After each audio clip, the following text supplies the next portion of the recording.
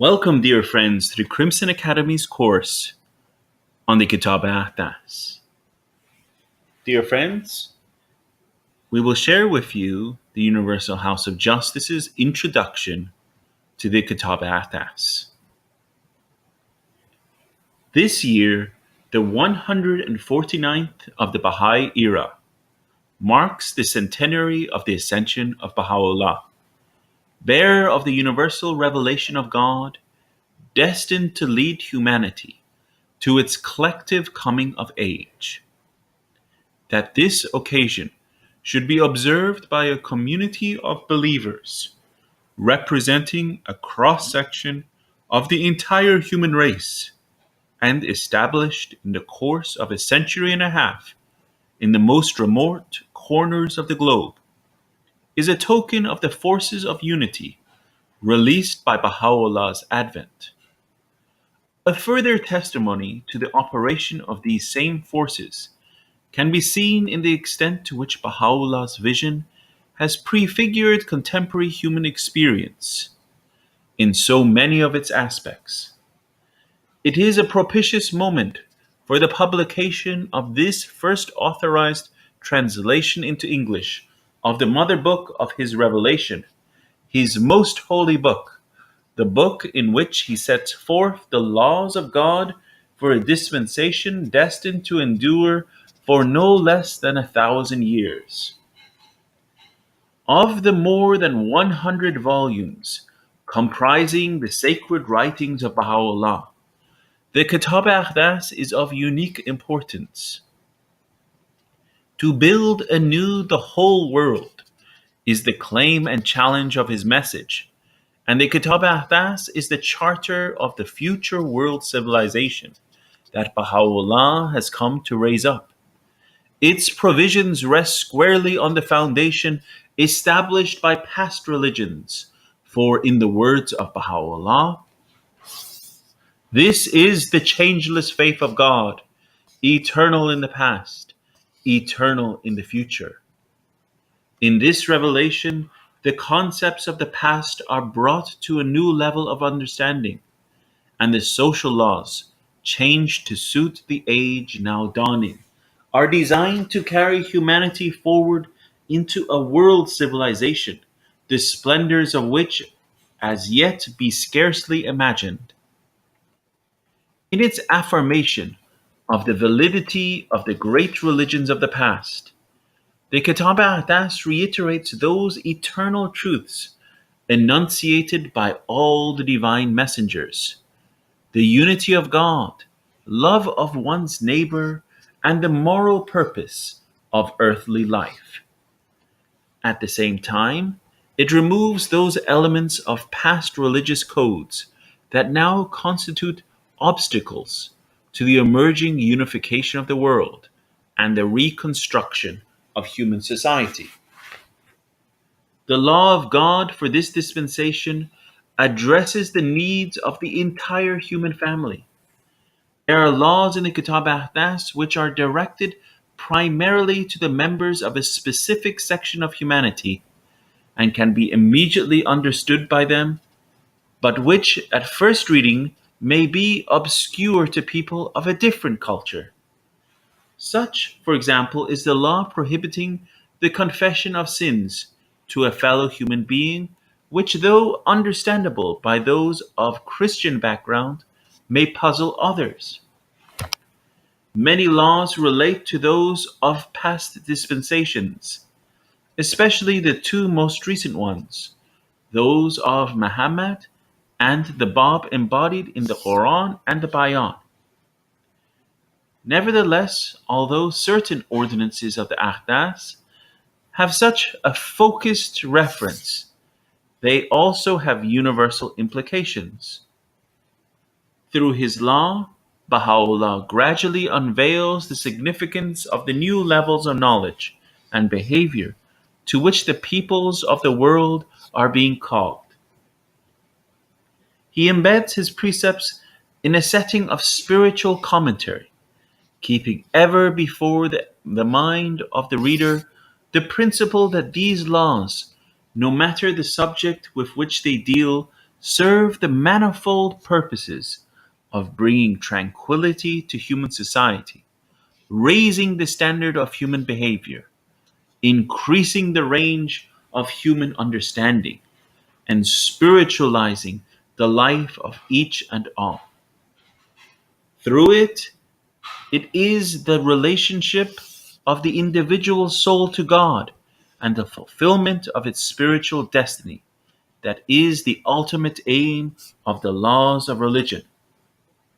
Think not, is Baha'u'llah's own assertion, that we have revealed unto you a mere code of laws. Nay, rather, we have unsealed the choice wine with the fingers of might and power. His book of laws is his weightiest testament, his weightiest testimony unto all people, and the proof of the all merciful unto all who are in heaven and all who are on earth. An introduction to the spiritual universe unveiled in the Kitab-i-Aqdas would fail in its purpose if it did not acquaint the reader with the interpretive and legislative institutions that Baha'u'llah has indissolubly linked with the system of law thus revealed. At the foundation of this guidance lies the unique role which Baha'u'llah's writings, indeed the text of the Kitab-i-Aqdas itself, confer on his eldest son, Abdul Baha. This unique figure is at once the exemplar of the pattern of life taught by his father, the divinely inspired authoritative interpreter of his teachings, and the center and pivot of the covenant, which the author of the Baha'i revelation made with all who recognize him.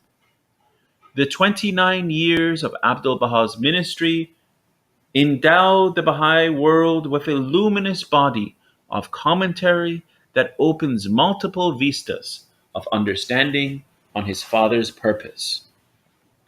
In his will and testament, Abdul Baha conferred the mantle of guardian of the cause of God and infallible interpreter of its teachings upon his eldest grandson, Shoghi Effendi, and confirmed the authority and guarantee of divine guidance decreed by Baha'u'llah for the Universal House of Justice on all matters which have not outwardly been revealed in the book. The guardianship and the Universal House of Justice can thus be seen to be, in the words of Shoghi Effendi, the twin successors of Baha'u'llah and Abdul Baha. They are the supreme institutions of the administrative order, which was founded and anticipated in the Kitab-i-Aqdas and elaborated by Abdul Baha in his will. During the 36 years of his ministry, Shoghi Effendi raised up the structure of elected spiritual assemblies, the houses of justice referred to in the Kitab-i-Aqdas, now in their embryonic stage, and with their collaboration initiated the systematic implementation of the divine plan that Abdul Baha laid out for the diffusion of the faith throughout the world. He also set in motion, on the basis of the strong administrative structure that had been established, the processes which were an essential preparation for the election of the Universal House of Justice. This body, which came into existence in April 1963, is elected through secret ballot and plurality vote in a three-stage election by adult Baha'is throughout the world. The revealed word of Baha'u'llah, together with the interpretations and expositions of the center of the covenant and the guardian of the cause, constitute the binding terms of reference of the Universal House of Justice and are its bedrock foundation. As to the laws themselves, a careful scrutiny discloses that they govern three areas: the individual's relationship to God, physical and spiritual matters which benefit the individual directly, and relations among individuals and between the individual and society. They can be grouped under the following headings: prayer and fasting, laws of personal status governing marriage, divorce and inheritance, a range of other laws, ordinances, and prohibitions, as well as exhortations and the abrogation of specific laws and ordinances of previous dispensations. A salient characteristic is their brevity. They constitute the kernel of a vast range of law that will arise in centuries to come. This elaboration of the law will be enacted by the Universal House of Justice under the authority conferred upon it by Baha'u'llah himself. In one of his tablets, Abdul Baha elucidates this principle. Those matters of major importance, which constitute the foundation of the law of God, are explicitly recorded in the text, but subsidiary laws are left to the House of Justice. The wisdom of this is that the times never remain the same, for change is a necessary quality and an essential attribute of this world, and of time and place.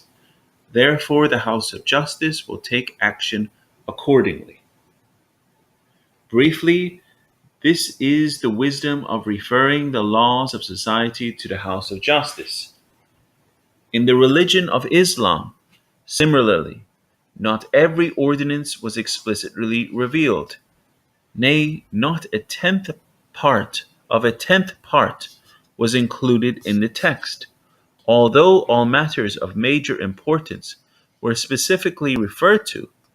There were undoubtedly thousands of laws which were unspecified. These were devised by the divines of a later age according to the laws of Islamic jurisprudence, and individual divines made conflicting deductions from the original revealed ordinances. All these were enforced.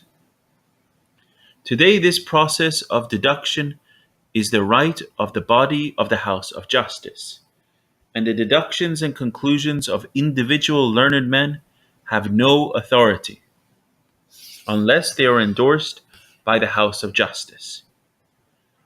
The difference is precisely this, that from the conclusions and endorsements of the body of the House of Justice, whose members are elected by and known to the worldwide Baha'i community, no differences will arise, whereas the conclusions of individual divines and scholars would definitely lead to differences and result in schism, division, and dispersion.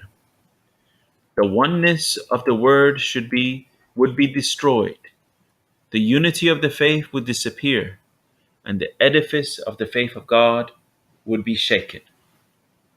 Although the Universal House of Justice is explicitly authorized to change or repeal its own legislation as conditions change, thus providing Baha'i law with an essential element of flexibility. It cannot abrogate or change any of the laws which are explicitly laid down in the sacred text. The society for which certain of the laws of the Aqdas are designed will come only gradually into being, and Baha'u'llah has provided for the progressive application of Baha'i Law. Indeed, the laws of God are like unto the ocean, and the children of men as fish, did they but know it. However, in observing them, one must exercise tact and wisdom, since most people are feeble and far removed from the purpose of God. Therefore, one must observe tact and prudence under all conditions, so that nothing might happen that could cause disturbance and dissension or raise clamor among the heedless. Verily his bounty hath surpassed the whole universe, and his bestowals encompassed all that dwell on earth. One must guide mankind to the ocean of true understanding in a spirit of love and tolerance. The Kitab-i-Aqdas itself beareth eloquent testimony to the loving providence of God. The principle governing this progressive application was enunciated in a letter written on behalf of Shoghi Effendi to a national spiritual assembly in 1935. The laws revealed by Baha'u'llah in the Aqdas are, whenever practicable and not in direct conflict with the civil law of the land, absolutely binding on every believer or Baha'i institution, whether in the East or in the West. Certain laws should be regarded by all believers as universally and vitally applicable at the present time.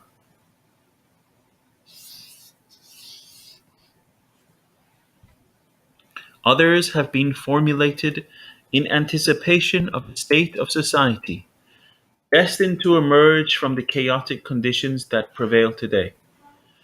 What has not been formulated in the Aqdas, in addition to matters of detail and of secondary importance arising out of the application of the laws already formulated by Baha'u'llah, will have to be enacted by the Universal House of Justice. This body can supplement but never invalidate or modify in the least degree what has already been formulated by Baha'u'llah, nor has the guardian any right whatsoever to lessen the binding effect, much less to abrogate the provisions of so fundamental and sacred a book. The number of laws binding on Baha'is is not increased by the publication of this translation.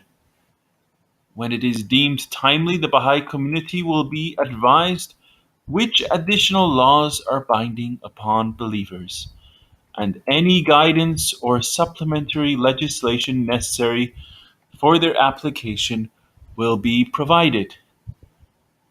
In general, the laws of the Kitab-i-Aqdas are stated succinctly. An example of this conciseness can be seen in the fact that many are expressed only as they apply to a man, but it is apparent from the guardian's writings that where Baha'u'llah has given a law as between a man and a woman, it applies mutatis mutandis between a woman and a man unless the context makes this impossible. For example, the text of the Kitab-i-Aqdas forbids a man to marry his father's wife,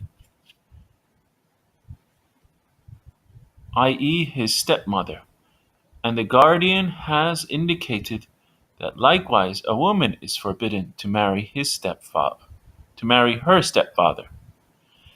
This understanding of the implications of the law has far-reaching effects in light of the fundamental Baha'i principle of the equality of the sexes and should be borne in mind when the sacred text is studied. That men and women differ from one another in certain characteristics and functions is an inescapable fact of nature and makes possible their complementary roles in certain areas of the life of society. But it is significant that Abdul Baha has stated that in this dispensation, equality of men and women, except in some negligible instances, has been fully and categorically announced. Mention has already been made of the intimate relation between the Kitab-i-Aqdas and the holy books of previous dispensations. Especially close is the relationship to the Bayan, the book of laws revealed by the Bab. It is elucidated in the following excerpts from letters written on behalf of the guardian. Shoghi Effendi feels that the unity of the Baha'i revelation as one complete whole embracing the faith of the Bab should be emphasized. The faith of the Bab should not be divorced from that of Baha'u'llah, though the teachings of the Bayan have been abrogated and superseded by the laws of the Aqdas, yet due to the fact that the Bab considered himself as the forerunner of Baha'u'llah, we would regard his dispensation, together with that of Baha'u'llah, as forming one entity, the former being introductory to the advent of the latter. The Bab states that his laws are provisional and depend upon the acceptance of the future manifestation. This is why, in the book of the Aqdas, Baha'u'llah sanctions some of the laws found in the Bayan, modifies others, and sets aside many. Just as the Bayan had been revealed by the Bab at about the midpoint of his ministry, Baha'u'llah revealed the Kitab-i-Aqdas around 1873, some 20 years after he had received, in the Siyaj Hall of Tehran, the intimation of his revelation.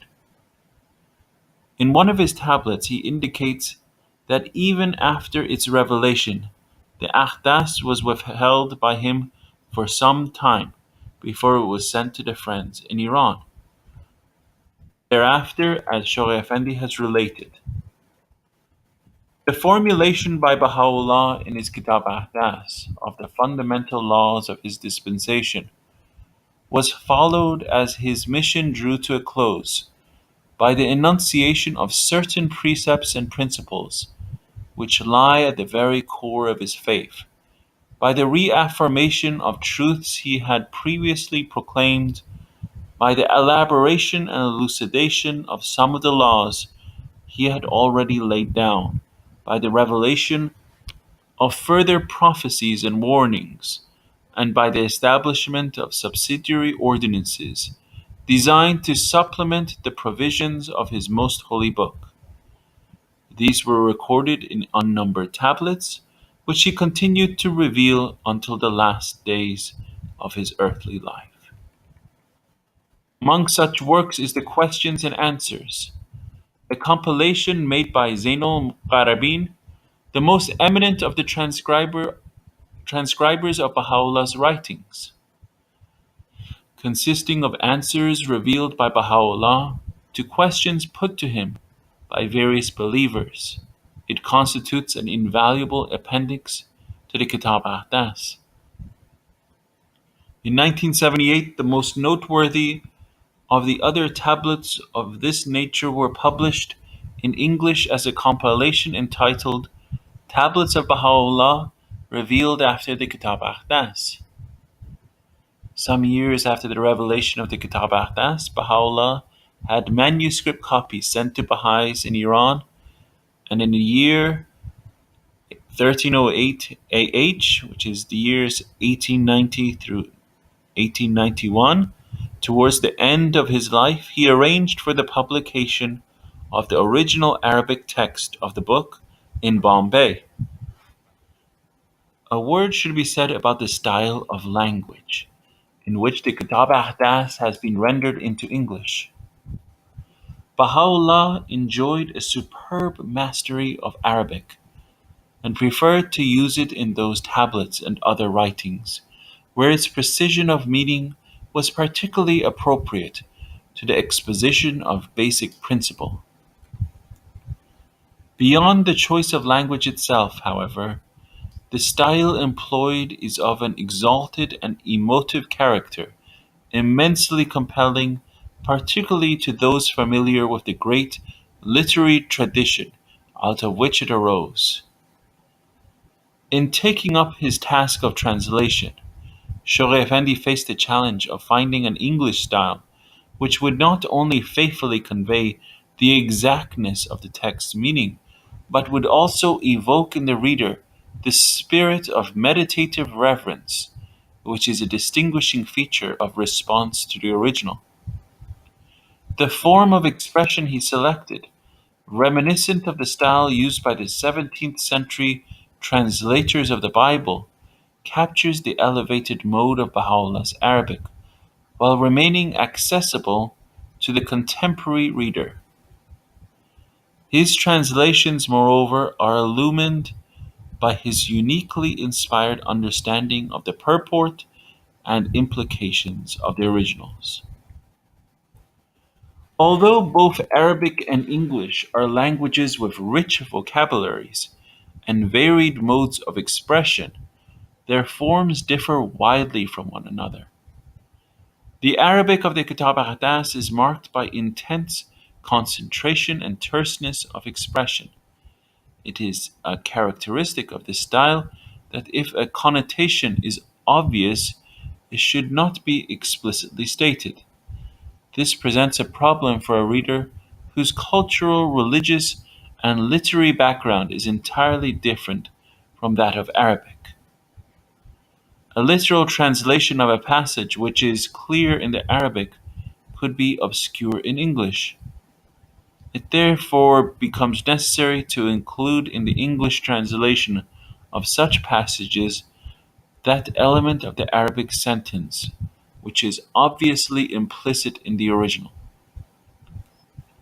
At the same time, it is vital to avoid extrapolating this process to the point where it would add unjustifiably to the original or limit its meaning.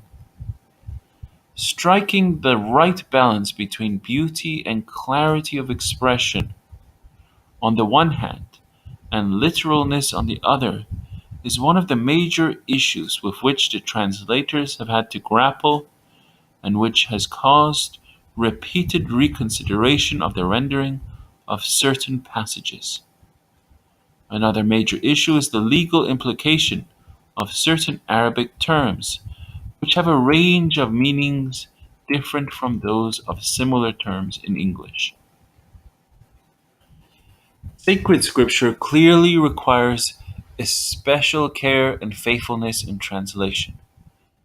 This is supremely important in the case of a book of laws, where it is vital that the reader not be misled or drawn into fruitless disputation.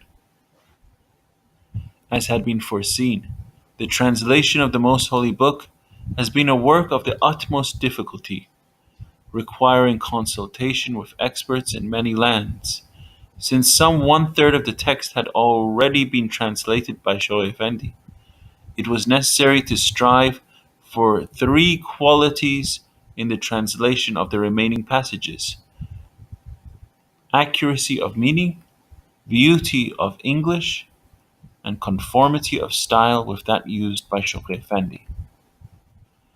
We are now satisfied that the translation has reached a point where it represents an acceptable rendering of the original.